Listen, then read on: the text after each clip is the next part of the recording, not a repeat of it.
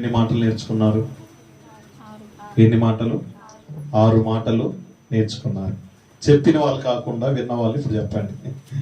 చెప్పిన వాళ్ళు కాకుండా విన్నవారు చెప్పండి. ఏంటి మొదటి మాట? మొదటి మాట ఏంటి? తండ్రి, వీరేమి చేయించున్నారో వీరు ఎరగరు, వీరిని క్షమించండి. వాళ్ళు ఏం చేస్తున్నారో వారు తెలియదా? యేసును కొడుతున్నామన్నది వాళ్ళు తెలియదా? తెలుసా? తెలీదా? తెలుసు కదండి. ఆయన మీద ఉమ్మి వేస్తున్నామని వాళ్ళకి తెలియదా? తెలుసు కదా, ప్రతిదీ తెలుసు.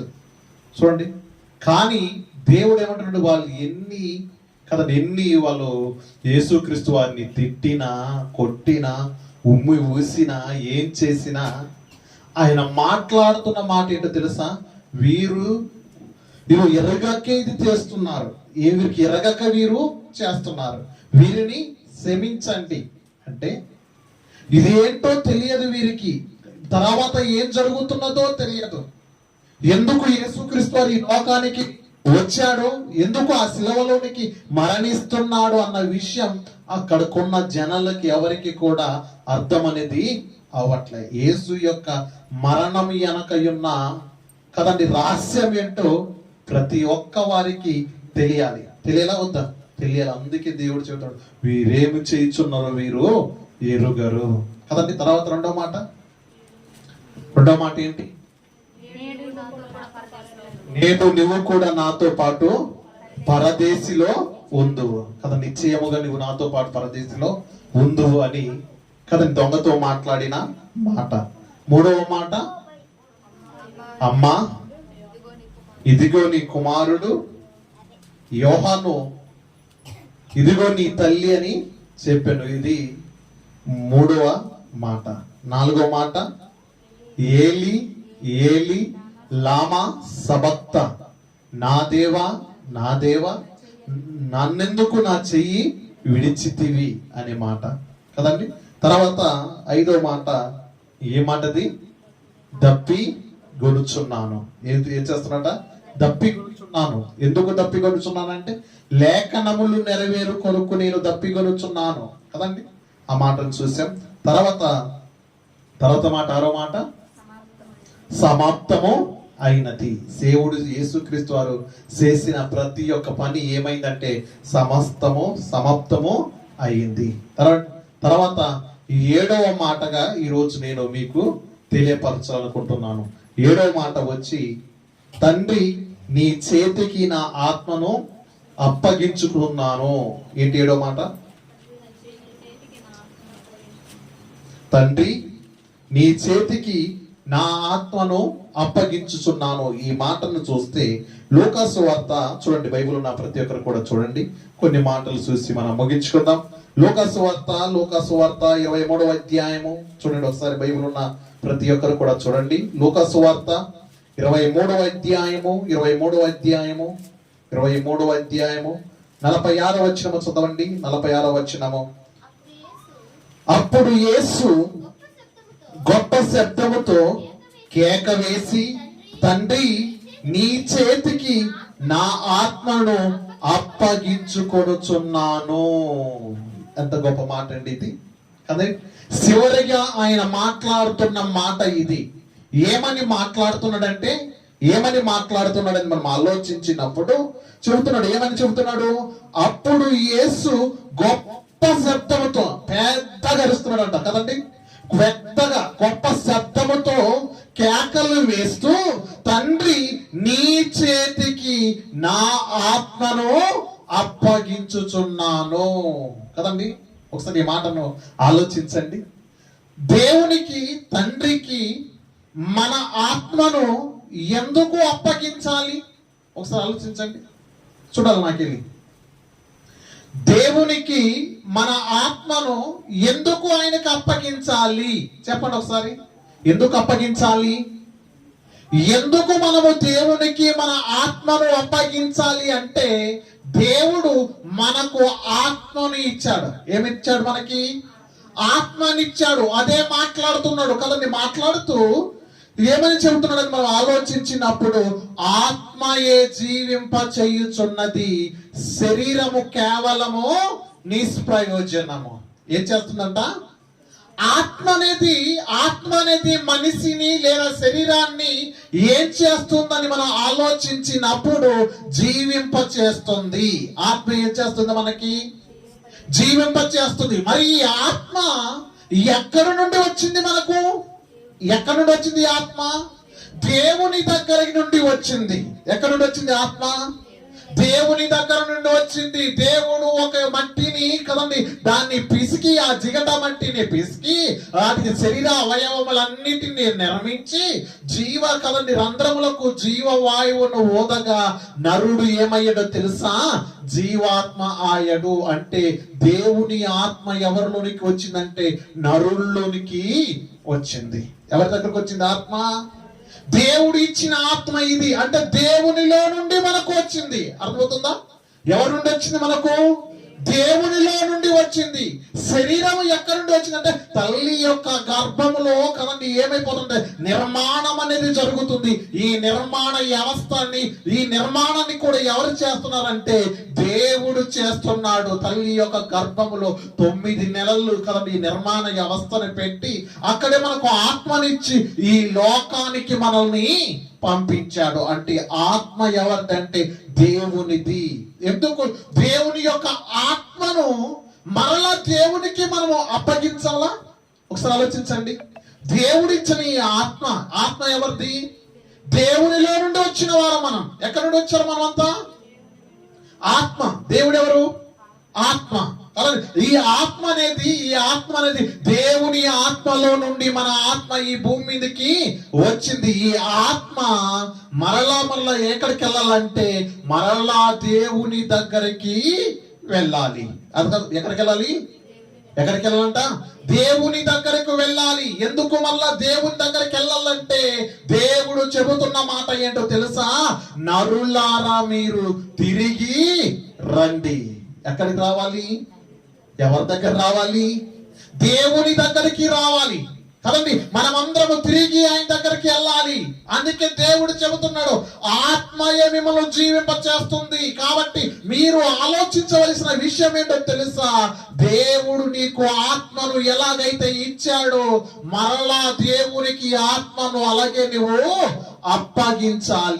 అప్పగించాలా వద్దా?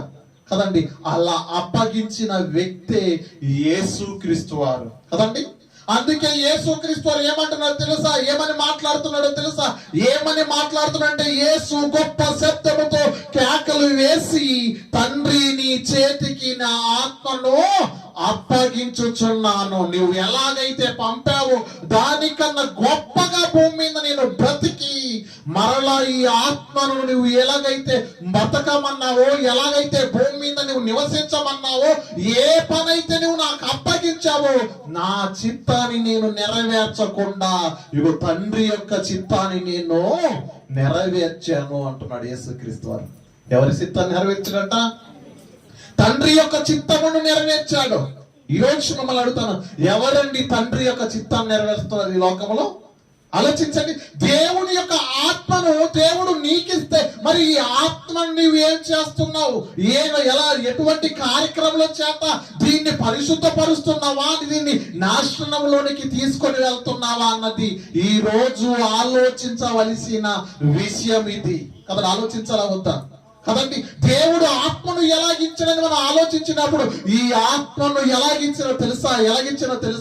ఎలాగించానంటే జ్ఞాని అయిన ప్రసంగి గారు సొలొమోను గారు మాట్లాడుతూ ప్రసంగి గ్రంథంలో చెబుతున్నాడు, ఈ ఆత్మను దేవుడు మనకి ఎలాగించాడంటే ఒకసారి ప్రసంగి గ్రంథము చూడండి. ప్రసంగి గ్రంథము చూడండి ఒకసారి. బైబిల్ గ్రంథంలో 7వ అధ్యాయము, ప్రసంగి గ్రంథము 7వ అధ్యాయము 29వ వచనాన్ని ఈ సమయంలో మీకు జ్ఞాపకం చేస్తాను. 29వ వచనం చదవండి. ప్రసంగి గ్రంథం 7వ అధ్యాయము 29వ వచనం చదవండి. ఇది ఒకటి మాత్రము కనుగొంటిని, ఏమనగా దేవుడు నరులను యథార్థవంతులుగా పుట్టించెను గాని వారు వివిధ తంత్రములు వివిధ తంత్రములు కల్పించుకొని ఉన్నారు. దేవుడు ఎలా కలిగించాడంట మనందరినీ? ఎలా కలిగించడం మనందరినీ? ఎలా కలిగించడంట? యథార్థత. యథార్థత అంటే అర్థం ఏంటి? యథార్థత అంటే నిజాయితీ పరుడు. ఎలా ఉంటాడు నిజాయితీ పరుడు? యథార్థంగా ఉంటాడు. ఇగో నిజాయితీగా అబద్ధములు ఆడేవారు తయారైపోయారు. ఎప్పటి నుండి అండి? కదండి, మీకు ఇంకా అర్థం అవ్వాలని రీతిగా చెప్పాలంటే కదండి, మన ఇంట్లోనే ఉండి మన పిల్లల చేత ఏం ఆడిపిస్తామో తెలుసా? అబద్ధములు ఆడిపిస్తాం. ఇగో ఈ వారములు వచ్చిననుకోండి, ఏమంటారు మీరు లో నుండి మీ పిల్లల చేత ఏమంటారు? ఈ రోజు మా అమ్మా నాన్నలు లేరండి, డబ్బులు లేవని అబద్ధం ఆడిపిస్తూ ఉంటాం కదండి. ఏమైపోయారు? అబద్ధములు ఆడుతున్నారు. అదే మాట్లాడుతున్నాడు. ఇగో దేవుడు మనల్ని ఎలా నిర్మించాడంటే యథార్థవంతులుగా నిర్మించాడు. మనం ఎలా నిర్మించాడు? మనం ఎలా పుట్టించాడు మనల్ని?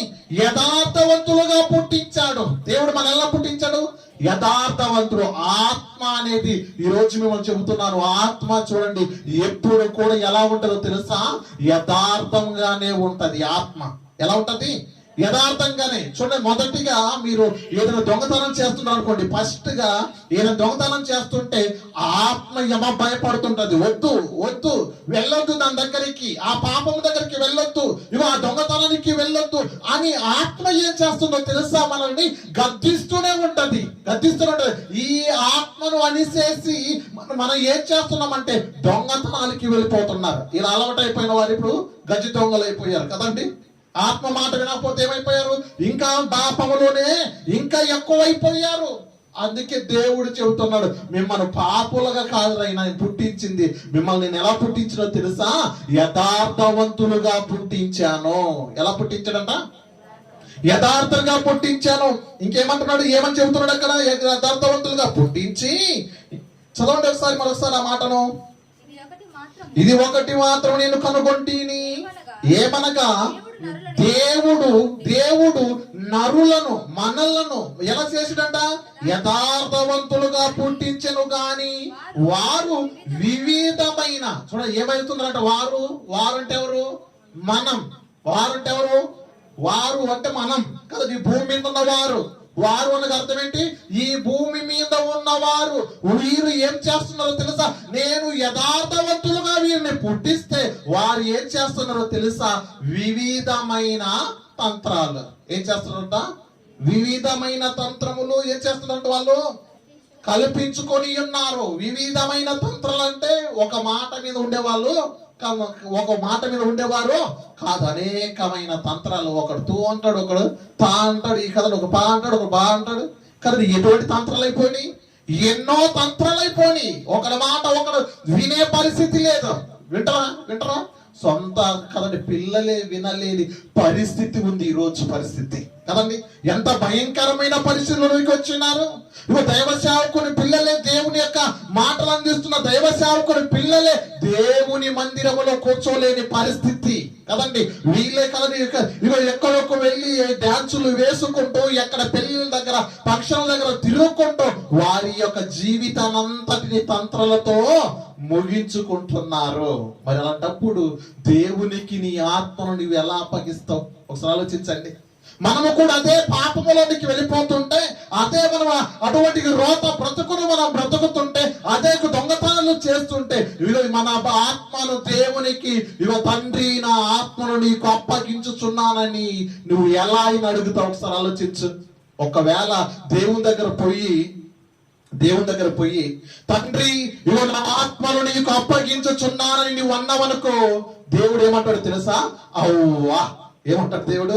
అవ్వా ఏం చేసావురా నా గురించి? నువ్వు ఒక మాట చెప్పు. నా గురించి నువ్వు ఏం చేసావని ఇగో నా ఆత్మను నీకు అప్పగించుచున్నానంటావు. ఒకసారి ఆలోచించండి. ఏం చేసావు నువ్వు అంటే, అవ్వలాగే నువ్వు బ్రతికావు మోసపుచ్చుకుంటూ. ఎలా బ్రతికావు?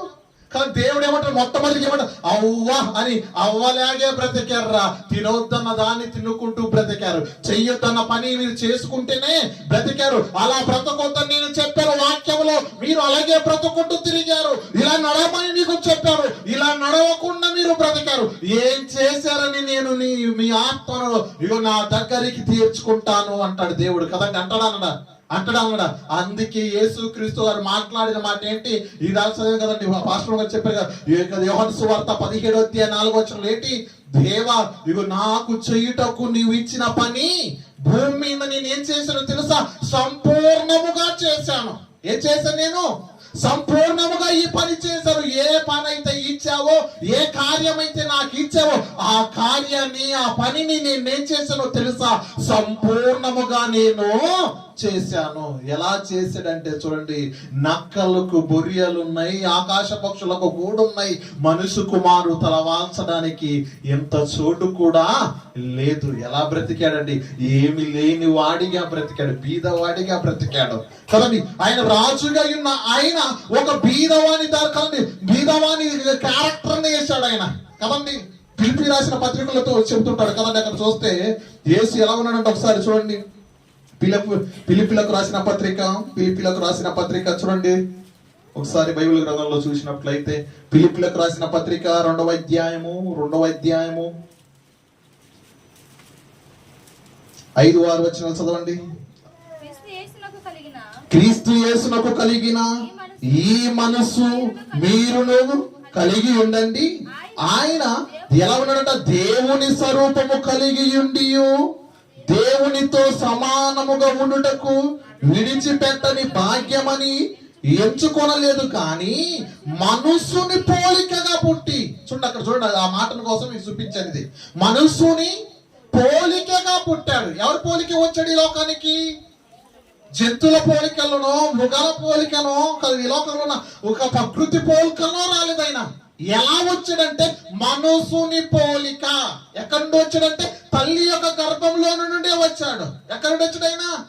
తల్లి యొక్క గర్భంలో నుండి, మరియ కన్యకైన మరియ గర్భంలో నుండి ఒక పిల్లవాడు, ఒక కుమారుడు ఎలాగైతే పుడతాడో అలాగే ఆయన భూమి మీద అలాగే పుట్టాడు. ఎలా పుట్టాడంటే మనిషిగానే పుట్టాడు. ఎలా పుట్టాడు? ఏదో గొప్పింట్లో పుట్టలే కదండి. ఎక్కడ పుట్టలేదు? గొప్పింట్లో పుట్టలే ఆయన. రాజు హేరోదు కుటుంబంలో పుట్టలే ఆయన కదండి. మంచి ధనం ఉన్న వారి కుటుంబంలో పుట్టలేదు ఆయన.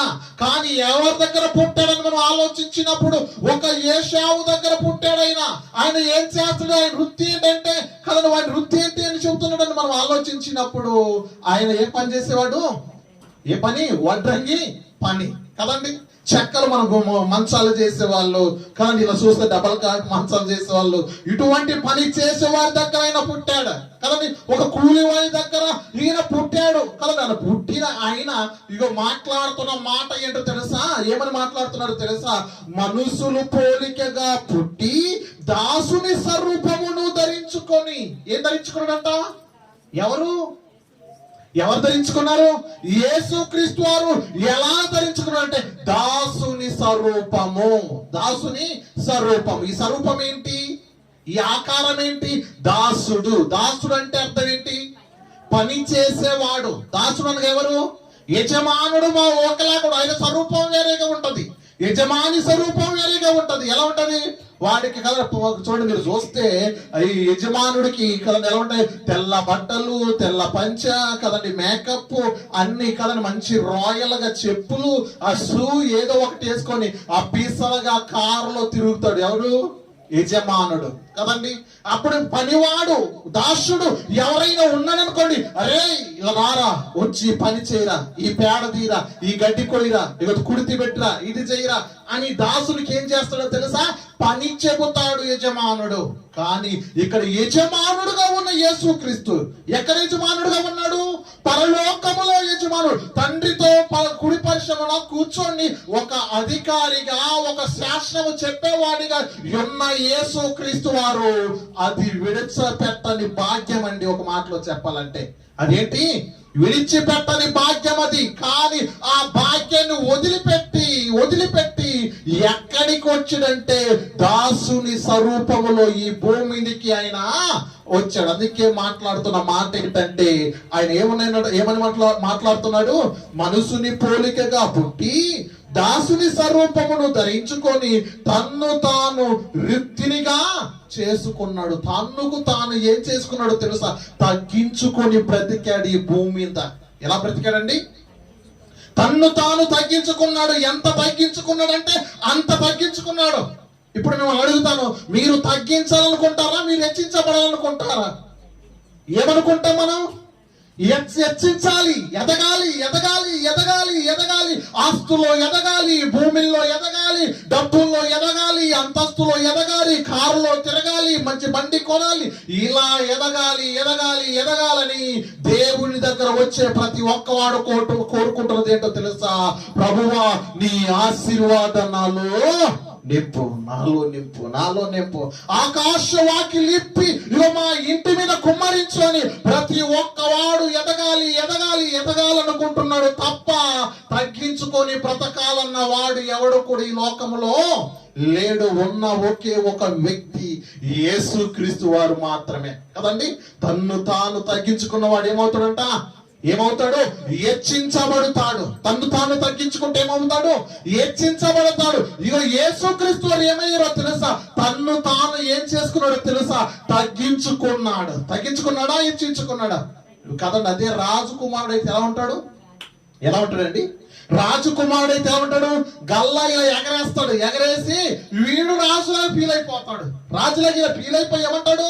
అరే ఆ పని చేయండి రా సైన్యములారా, అరే ఆ పని చేయండి రా, ఇగో నాకు మటన్ బిర్యానీ తినాలనిపిస్తుందిరా, మటన్ బిర్యానీ వండుకొని తిండిరా, ఇగో ఇలా ఉండండి రా, ఇగో అది తేండ్రా, ఇది తేండ్రా, ఇగో నాకు ఈ సాకిరి చేయండి రా, నాకు ఇది కావాలని ఎలా విసిగిస్తాడంటే అలా విసిగిస్తాడు రాజకుమారుడు కదండి. మీకు ఇంకో మాటలు అర్థం కావాలంటే, ఎస్ఐ ఉన్నారు అనుకోండి మన మండలంలో, ఎస్ఐతో ఉన్న డ్రైవర్ ఉంటాడు చూసావా, కారు డ్రైవర్, వాడి బిల్డప్ ఎక్కువైపోద్ది కదండి. ఎస్ఐ కన్నా ఎస్ఐతో ఉన్న కారు డ్రైవర్ బిల్డప్ ఎక్కువైపోద్ది, వీడే ఎస్ఐ లాగా ఫీల్ అయిపోతాడు. చూడండి, అంటే రాజుగా ఉన్నవాడి కన్నా రాజు పక్కన ఉన్న సైన్యము వారికి బిల్డప్ ఎక్కువైపోద్ది. కానీ దేవుడు రాజుగా ఉన్న ఆయన బిల్డప్ మాత్రం ఇక్కడ కొట్టాడా కదండి. ఇవి దేవుడు నేను ఏం కోరుకుంటే అది జరిగిపోద్ది అన్నాడండి. అవుద్ది, జరిగిపోద్ది. యేసు ఏది చెబితే అది జరిగిపోద్ది. కానీ దేవుడు యేసుక్రీస్తు వారు అది జరగటం నాకు అవసరత లేదు. ఒకవేళ ఈ శ్రమ నుండి నన్ను తప్పించుకోవాలంటే నా దేవుడు, నా తండ్రి ఏం చేస్తాడో తెలుసా? నా కోసము 12 పుహములు సైన్యాన్ని నాకు పంపుతాడు.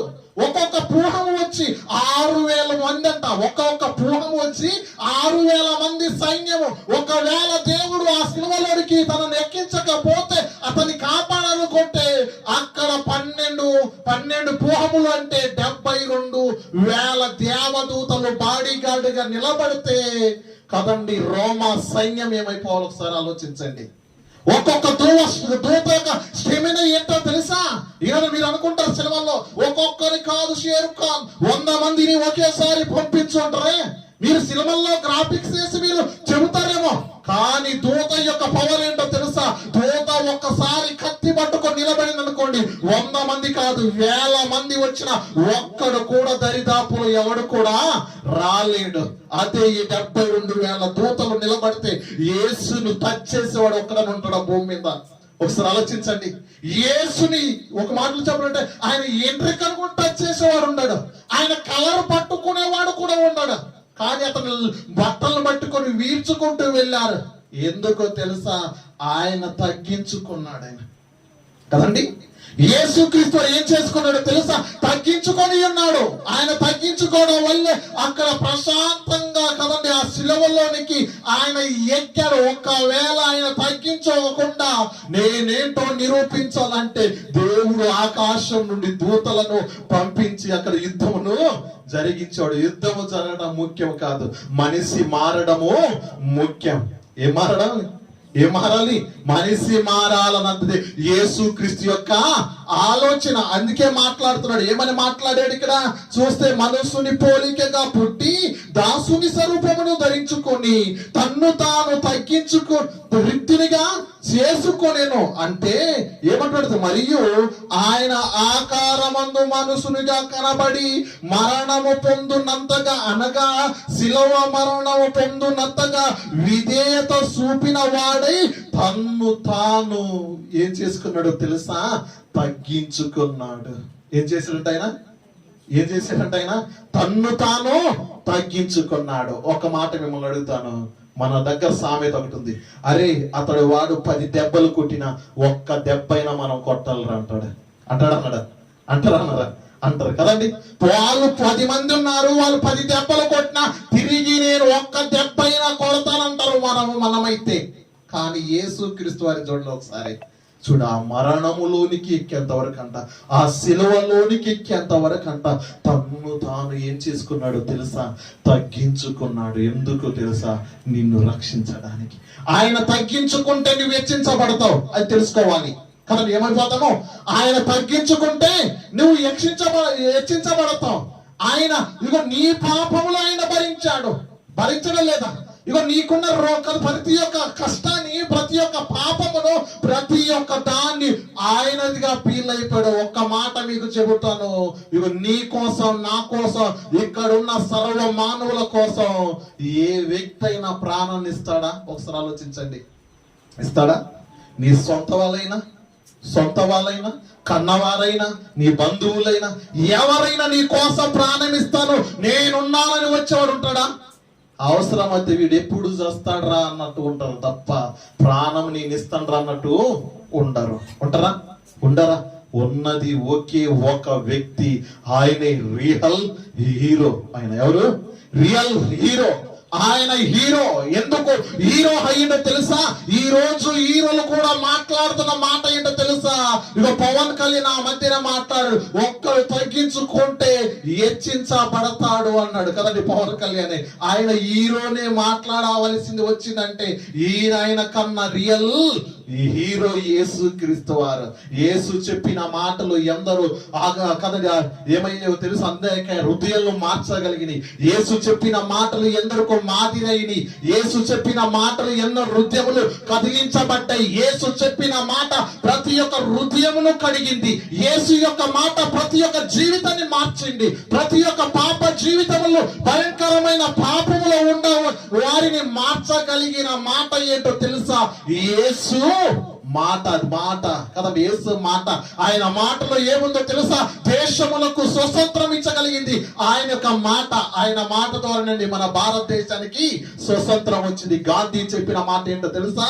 శాంతిని పాటిద్దాం. ఇక నిన్ను ఎవరైనా చెంప మీద కొడితే మనం 2వ చెంపను చూపిద్దామని గాంధీ నడిచిన మార్గంలో ఇక మనం చూస్తే, గాంధీని చూసి బ్రిటిష్ వాళ్ళు ఏమైపోయారు? అరే బైబిల్ ఇలాగే బోధిస్తుందిరా. ఇక మనము క్రైస్తవులయ్యి మనం బైబిల్ పాటించట్లేదు.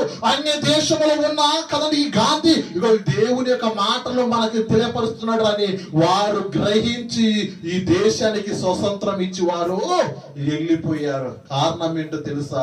యేసు యొక్క మాటలో శక్తి ఉంది. ఆయన మాటలో నీ జీవితము మారుతుంది. ఆయన మాట ఎంతో గొప్పది. అటువంటి మాటలు చాలా మన జీవితంలోనికి అవసరమై ఉన్నాయి. అందుకే యేసు మాట్లాడుతున్న మాట ఏంటో తెలుసా? చెయ్యుటకు నువ్వు నాకిచ్చిన పని నేనేం చేసినా తెలుసా? సంపూర్ణముగా నెరవేర్చి తిని. ఏం చేశాడు? సంపూర్ణముగా నెరవేర్చి ఆయన అనగలిగిన మాట ఏంటో తెలుసా? నా ఆత్మను ఇక నీకు అప్పగించుచున్నాను. అప్పుడు దేవుడు ఏమంటాడో తెలుసా? శబాస్రా నా కొడక అంటాడు. దేవుడు ఏమంటాడు? శబాస్, గుడ్. అదే నువ్వు మంచి పని కార్యం చేసి భూమి మీద నేనేంటో నువ్వు చూపించి వచ్చావు. నా ప్రేమ ఏంటో నువ్వు చూపించి వచ్చావు. నేను ఎలా ఉంటానో నువ్వు చూపించి వచ్చావు. ఈ భూమి మీద నేను ఏమవుతానో నువ్వు చెప్పి వచ్చావని ఇగో మీ కోసం నా తండ్రి 1500 కోట్ల సంవత్సరాల నుండి ఒక పరలోకాన్ని మీ కోసం నిర్ణయిస్తున్నాడు, తయారు చేస్తున్నాడు. అక్కడ మీరందరూ కూడా వెళ్ళాలి, మీరందరూ కూడా అక్కడికి రావాలని నేనేంటో చూపించి వచ్చావని యేసుక్రీస్తు వారి గురించి దేవుడు ఎంతో గొప్పగా కదండి గల్లా ఎగిరేసుకుంటూ చెబుతాడు దేవుడు కదండి. ఎందుకు తెలుసా? యేసుక్రీస్తు వారు తండ్రి ఎలాంటి వాడో చూపించాడు, మన కోసం పరలోకం ఉందని చూపించాడు. మనం ఈ లోకములో పాపముతో బ్రతుకుతే ఆ పరలోకానికి మనం వెళ్ళామని చూపించాడు ఆయన కదండి. పాపములో బ్రతికిన ఎవడు కూడా తండ్రి దగ్గరికి వెళ్ళడు. మనం ఏం చేయాలో తెలుసా? ఇక్కడ పరిశుద్ధముగా నిజాయితీగా దేవుని యొక్క పని చేస్తూ, దేవుని యొక్క కార్యక్రమాలు చేస్తూ, దేవుని యొక్క సభలు చెబుతూ, సువార్తను ప్రకటిస్తూ అనేకమైన కార్యక్రమాలు దేవుని కోసం చేస్తేనే ఆ పరలోకం వస్తుంది తప్ప నువ్వు నమ్ముకున్న మాత్రం నీకు పరలోకాన్ని దేవుడు ఇవ్వడు. ఇస్తాడా? ఇవ్వడు. నీకు పరలోకం కావాలంటే నీ జీవితంలో పని అనేది చాలా ముఖ్యం. ఆ పని ఏంటంటే దేవుని పని అయి ఉండాలి. నీ జీవితం ఏమై ఉండాలి? దేవుని యొక్క పని అయి ఉండాలి. అది ఇంకో వ్యక్తి కనబడుతున్నాడు. అపోస్తుల కార్యము చూడండి. అపోస్తుల కార్యములు 7వ అధ్యాయము. అపోస్తుల కార్యములు 7వ అధ్యాయము 59వ వచనం చదవండి. 59వ వచనం. అపోస్తుల కార్యములు 7వ అధ్యాయం 59వ వచనం. ప్రభువును గూర్చి మొరపెట్టుచు, యేసు ప్రభువా నా ఆత్మను చేర్చుకోమని స్తెఫెను పలుకుచుండగా వారు అతన్ని రాళ్లతో కొట్టి చంపిరి. చూడండి, ఇక్కడ ఒక గొప్ప వ్యక్తి మనకు కనపడుతున్నాడు. ఎవరండి ఎవరైనా? స్తెఫెను అనగలుగుతున్న మాట ఏంటో తెలుసా? ప్రభువా, యేసు ప్రభువా నా ఆత్మను నీకు అప్పగించుచున్నాను. ఎవరన్నారు? స్తెఫెను. ఎందుకన్నాడు? ఎందుకు అనగలిగాడు? ఆ మాట అనగలిగే దమ్ముందా మనకి? చెప్పండి, మీరు అనగలరా ఆ మాట? మనం అనగలమా? నేను అనగలనా? మీరు అనగలరా? ఇక్కడ ఉన్న వారు ఎవరైనా అనగలరా? ఆ మాట మనం చెప్పలేం. కానీ స్తెఫెను అంటున్నాడు, యేసు ప్రభువా నా ఆత్మను నీకు అప్పగించుచున్నాను అంటుండగా జనులు, అక్కడ ఉన్న వాళ్ళందరూ కూడా రాళ్లతో కొడుతున్నారు. ఒక్క రాయితే కొడితేనే అమ్మో అని పరుగులు పెట్టుకొని పారిపోతాం మనం కదండి. ఎవడో తెలియకుండా ఎటో రాయి విసురుకుంటూ మనల్ని కొట్టాడనుకోండి, దెబ్బకి ఎమ్మటి తగు కదిలి వాపు వచ్చేస్తుంది, లేదా పుర్రె పగిలిపోద్ది. ఒక్క దెబ్బ పడితేనే ఎమ్మటే అరే పసుపు తేరా, అది ఆ రసం తేరా, ఆ మ్యాబిర్ పోయిరా, ఇది చేయరా అని ఎన్ని కార్యక్రమాలు చేస్తామంటే అన్ని కార్యక్రమాలు చేస్తాం. ఒక్క రాయి నీకు తగిలితేనే కదండి. అదే నువ్వు చనిపోయేంత వరకు రాళ్ళు తగులుతుంటే నువ్వు భరించగలవా? ఒకసారి ఆలోచించండి. చనిపోయేంత వరకు రాళ్లతో కొట్టి చంపడం అంటే మామూలు విషయం కాదు. ఆ నొప్పి భరించాలంటే మహాభయంకరం కదండి. అటువంటి సావు ఎవరికి కూడా రాకూడదు అంటారు ఒక మాటలో చెప్పాలంటే. కానీ రావాలా? ఉరి తీసిరనుకోండి ఎమ్మటే చనిపోతారు. కత్తితో వేసిరనుకోండి పీకని ఎమ్మటే చచ్చిపోతారు. రక్తం పోయి గజగజ కన్ను కొట్టుకుంటూ కదండి ఎమ్మటే సరిపోతారు, స్పాట్లు అయిపోతారు. కానీ రాళ్లతో కొట్టారనుకోండి ఒక్కొక్క దెబ్బ ఆ నొప్పిని భరించలేక మనం కదండి మరీ భయంకరమైన పరిస్థితుల్లోనికి వెళ్ళిపోతాం. అందుకే స్తెఫెను, ప్రభువా నీ సువార్త కోసం ఇగో నేను రాళ్లతో కొట్టబడుతున్నాను. ప్రభువా ఇగో నా ఆత్మను నీకు అప్పగించుచున్నాను. సువార్త కోసం, దేవుని పని కోసం ఇగో అత సాక్షిగా మారిపోయాడు స్తెఫెను. రాళ్లతో కొట్టబడి సంపబడ్డాడు. అటువంటి జీవితం నీ జీవికి వస్తే నువ్వు అంటవా? అనగలవా? యేసు ఎక్కడ కదండి. యేసు వద్దు నాకు ఎవడు వద్దని ఎమ్మటే బైబిల్ పడేసి పారిపోయే క్రైస్తువులు ఎందరో ఉన్నారా లేదా? ఉన్నారు. అందుకే ఇక మనం ఎలా ఉండాలో తెలుసా? ఒక స్తెఫెనులా మనం పని చేయాలి. ఎలా పని చేయాలి? స్తెఫెను ఎలాగైతే పని చేశాడో అలాగ మనం పని చేయాలి. ఇంకా మనం ఎలా ఉండాలని మనం ఆలోచించినప్పుడు యేసుక్రీస్తు వారు ఎలా ఉండాలో తెలుసా? చూడండి, ఎబ్రీయులకు రాసిన పత్రిక చూడండి, కొన్ని మాటలు చూసి ముగించుకుందాం. ఎబ్రీయులకు రాసిన పత్రిక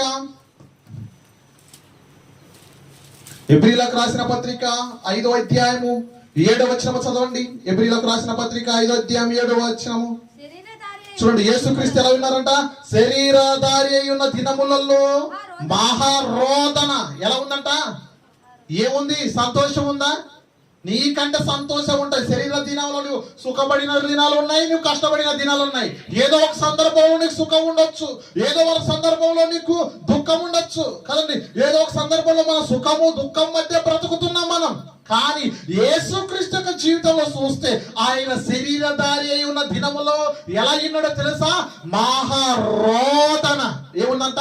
మహారోదన అంటే కన్నీరు విడుస్తూనే బ్రతికాడు ఆయన. మారాలి, జనంలో హృదయంలో మారాలి. అరే మీకు పరలోక రాజ్యము సమీపించినదిరా, మారు మనసు పొందండిరా, మీ పాప క్షమాపణ మీరు ఒప్పుకొనిరని స్వార్థను ప్రకటించుకుంటే ఆయన ఈ లోకములో తిరిగాడు. అందుకే శరీరధారే దినములలో మహారోదనను చదవండి, కన్నీళ్లతోనూ తన్ను మరణము నుండి రక్షింపగల వానికి ప్రార్థనలు యాచనలు సమర్పించుచు భయభక్తులు కలిగి ఉన్నందున ఆయన అంగీకరించబడ్డాడు. ఎవరు? యేసుక్రీస్తు వారు అంగీకరించబడ్డారంటే కారణం ఏంటో తెలుసా? మరణముల నుండి యేసుని ఎలాగైనా తప్పించగలడు దేవుడు, కానీ తప్పించడం ఆయన ఆలోచన కాదు. ఆ మరణం, ఆ శిలువలో ఆయన మరణించాలన్నది ఆయన యొక్క ఆలోచన. కాబట్టి యేసుక్రీస్తు వారు ఎంత రోదన పడుతున్నా, ఎంత కన్నీరు కార్చున్నా, ఎంత వేతన పడుతున్నా, ఎన్ని దెబ్బలు తింటున్నా అన్ని కూడా శాంతి సమాధానంగానే తగ్గించుకొని అన్ని భరించగలిగాడు. భరించడా లేదా కదండి? అందుకే ముందులుగానే కదండి ఈ ఒక ప్రవక్త ద్వారా రాయించాడు దేవుడు. యెషయా దానియేలు ప్రవక్త ద్వారా ఒక మాటను రాయించాడు. ఆ మాటను చూసి ముగించుకుందాం. చూడండి, దానియేలు గ్రంథము 9వ అధ్యాయము. దానియేలు గ్రంథము 9వ అధ్యాయము. చూడండి, బైబిల్ ఉన్న ప్రతి ఒక్కరు కూడా చూడండి. దానియేలు గ్రంథము 9వ అధ్యాయము 24వ వచనము చదవండి. 9వ అధ్యాయము 24వ వచనము. చూడండి, ఎందుకు వచ్చినట్టు ఈ లోకం దేవుడు యేసుక్రీస్తు వారు? తిరుగుబాటును మానుపుటకును పాపమును నివారణ చేయుటకును దోష నిమిత్తము ప్రాయచిత్తము చేయుటకును యుగాంతము వరకుండునట్టి నీతిని బయలుపరచుటకును దర్శనమును ప్రవచనమును ముద్రించుటకు అతి పరిశుద్ధ స్థలమును అభిషేకించుటకును నీ జనులకు పరిశుద్ధ పట్టణమును 70 వారమును విధింపబడెను. ఎందుకు ఈ లోకానికి యేసుక్రీస్తు వారు వచ్చారంటే ఇక్కడ చాలా స్పష్టంగా మాట్లాడుతున్నాడు. ఎందుకు వచ్చినంట? తిరుగుబాటును మానుపుటకు. ఎందుకంట తిరుగుబాటు? ఎక్కడ తిరుగుబాటు చేస్తున్నారు మీరు? మనసులో కాదు, దేవునికి మీకు తిరుగుబాటు అయిపోయింది. దేవుడు ఏంటో తెలియక మీరు తిరుగుబడుతున్నారు. దేవుని యొక్క శక్తి ఏంటో దేవుని మీద మీరు తిరగబడుతున్నారు. మీరు ఎరగక కాబట్టి ఏమైపోతుంది? తిరుగుబడుతున్నారు. అందరు తిరుగుబడుతున్నారు. వారిని మార్చాలన్నది దేవుని యొక్క యేసుక్రీస్తు యొక్క ఆలోచన. ఏమంటున్నాడు? తిరుగుబాటు వారిని మార్చుటకును, ఇంకేమంటున్నాడు? పాపము ఏముందంట? పాపమును నివారణ చేయుటకు. పాపమును ఏం చేయాలి? నివారణ. ఈ పాపమును నివారణ చేయాలంటే ఒకే ఒక యాక్సిన్ ఉంది. ఆ యాక్సినే యేసుక్రీస్తు అనే యాక్సిన్. కరోనా పోవాలంటే యాక్సిన్ వచ్చింది కదండి. ఇక్కడ రోగాలు ఎన్నో ఉన్నాయి. అవి పోవాలంటే ఒక్కొక్క యాక్సిన్ వచ్చింది. ఇక ఎన్నో రోగాలు ఉన్నాయి. వాటికి పోవడానికి ఏ రోగానికి ఆ యాక్సిన్ వచ్చింది. ఈ పాపం అనే యాక్సిన్ పోవాలంటే ఏకైక మందు అదే యేసుక్రీస్తు అనే రక్తము ద్వారా తప్ప నీ పాపం దేని ద్వారా నుండి అది కడగబడదు. ఎందుకు తెలుసా?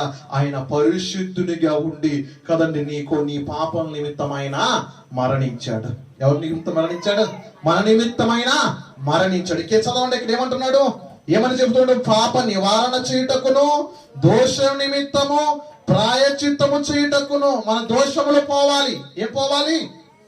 యేసుక్రీస్తు యొక్క శిలువ ద్వారా మనకి ఏం పోతున్నాయో తెలుసా? ఏం పోతున్నాయి అంటే చెబుతున్నాడు. ఏం పోతున్నాయని మనం ఆలోచించినప్పుడు తిరుగుబాటు పోతుంది. ఏం పోతుంది? యేసుక్రీస్తు వారి శిలువ ద్వారా మనకి ఏం పోతుంది? తిరుగుబాటు పోతుంది. ఇంకేం పోతుంది? మన పాప నివారణ పోతుంది. నివారణ చేసేస్తాడు. తర్వాత మన దోషములకు ప్రాయచిత్తం కలుగుతుంది. యుగాంతం వరకు వరకుండునట్టి నీతి బయలు పరచబడును. అంటే యుగాంతం వరకు మనం ఎలా ఉండాలంటే భూమి అంతమయ్యేంత వరకు నీళ్ళు ఏం కనపడాలో తెలుసా? నీతి కనపడాలి. ఈ నీతి ఎవరి ద్వారా వస్తుందంటే ఒకే ఒక వ్యక్తి ఉన్నాడు. ఆయన యేసుక్రీస్తు ద్వారా మనకు నీతిమంతులుగా తీర్చబడ్డాడు. ఎవరి ద్వారా నీతిమంతులుగా తీర్చబడతాం మనం? ఎవరి ద్వారా? యేసుక్రీస్తు ద్వారా మనము నీతిమంతులుగా తీర్చబడతాం. నీతిమంతులుగా తీర్చబడాలంటే పైనున్న మాటలు నీలో ఉండకూడదు. పైనున్నది ఏంటి? అవిధేయత, ఇంకేంటి? పాపము. చదివారా? ఇప్పుడు మర్చిపోయారా? ఏంటంటే చెప్పండి టక. పాప నివారణ, దోషములు, తిరుగుబాటు, తనము, ఇవన్నీ కూడా నీ జీవితంలో ఉండకూడదు కదండి. అప్పుడు నువ్వేమైపోతావో తెలుసా? నీతిమంతునిగా పిలవబడతావు. నువ్వు ఎలా పిలవబడతావు? నీతిమంతునిగా పిలవబడతావు. ఈ కార్యక్రమాలన్నిటినీ దేవుడు యేసుక్రీస్తు వారు చేసి ఆ మరణములో కదండి ఆయన మాట్లాడుతున్న చివరి మాట ఏంటో తెలుసా? తండ్రి నీ చేతికి నా ఆత్మను అప్పగించుచున్నాను. ఎంత గొప్ప మాట అండి! ఎంత గొప్ప మాట! చాలా గొప్ప మాట యేసుక్రీస్తు వారు తెలియపరిచాడు కదండి. అందుకే చూడండి, యేసుక్రీస్తు ఎలాగైతే ఈ భూమి మీద తన దేవుని పని చేసి తన ఆత్మను ఎలాగైతే అప్పగించాడో, నీవు నేను ప్రతి ఒక్కరము కూడా దేవుడిచ్చిన పని భూమి మీద చేసి మన ఆత్మను అలాగే అప్పగించాలి. ఒక స్టెపెనులా నువ్వు దేవునికి ఆత్మను అప్పగించాలి. ఒక యేసులా దేవునికి నీ ఆత్మను అప్పగించాలి. ఒక పౌలులా, ఒక పేతురులా ఇలా చూస్తే భక్తు పరులు ఎందరో దేవునికి వారి ఆత్మను అప్పగించడు. అలాగా మనం అందరం కూడా అప్పగించాలి. ఈ మాటల ప్రకారం మనందరం కూడా బ్రతకాలని ఈ మాటలు నేను ముగిస్తున్నాను. దేవుడి వాక్యాన్ని దీవించును గాక. ఆమేన్, ఆమేన్. ప్రార్థన చేసుకుందాం. మహాపరిశుద్ధుడా, ప్రేమ కలిగిన మా కన్న తండ్రి, నీ ఘనమైన ప్రేమ బట్టి నీకు వందనాలు చెల్లిస్తున్నాము. నైనా దినము